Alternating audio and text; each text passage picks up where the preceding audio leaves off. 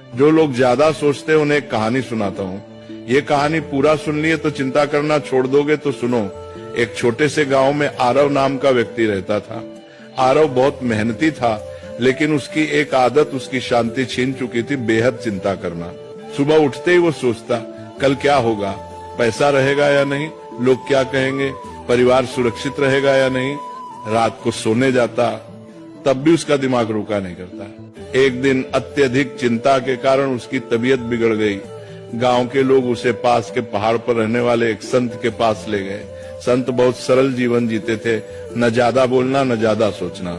आरव ने संत से कहा, महाराज, मेरा मन कभी शांत नहीं होता, मैं हर समय डर और चिंता में रहता हूँ। संत मुस्कुराए और पास रखी एक मिट्टी की मटकी उठाई। उन्होंने कहा, इस मटकी को पानी से भर दो। आरव ने मटकी भर दी। फिर संत बोले, अब इसे सिर पर रखो और चलो, लेकिन एक शर्त है, अगर एक बूंद भी गिरी तो तुम असफल हो जाओगे। आरव पूरी तरह मटकी पर ध्यान लगाकर चलने लगा। रास्ते में लोग उससे बातें करते रहे, आवाजें आती रही, लेकिन आरव ने कुछ नहीं सुना। वो सिर्फ मटकी पर ध्यान देता रहा। कुछ देर बाद संत ने कहा, रुको, अब बताओ रास्ते में कितने लोग मिले। आरव बोला, महाराज, मुझे कुछ पता नहीं, मैं तो बस मटकी बचाने पर ध्यान दे रहा था। संत ने शांत स्वर में कहा, यही संत होने की शुरुआत है।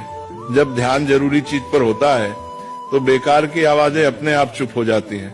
तुम्हारी चिंता इसलिए है क्योंकि तुम उन चीजों पर ध्यान दे रहे हो जो अभी हुई ही नहीं। फिर संत ने आगे कहा, जो तुम्हारे हाथ में है कर्म, उसे ईमानदारी से करो। जो तुम्हारे हाथ में नहीं, भविष्य से भगवान पर छोड़ दो। यही संत का मन है। उस दिन आरव समझ गया, संत होना जंगल में जाना नहीं है, संत होना मन की अनावश्यक चिंताओं को छोड़ देना है। धीरे धीरे आरव ने चिंता कम की, वर्तमान में जीना सीखा, और वही व्यक्ति जो कभी बेचैन रहता था अब दूसरों को शांति की सीख देने लगा।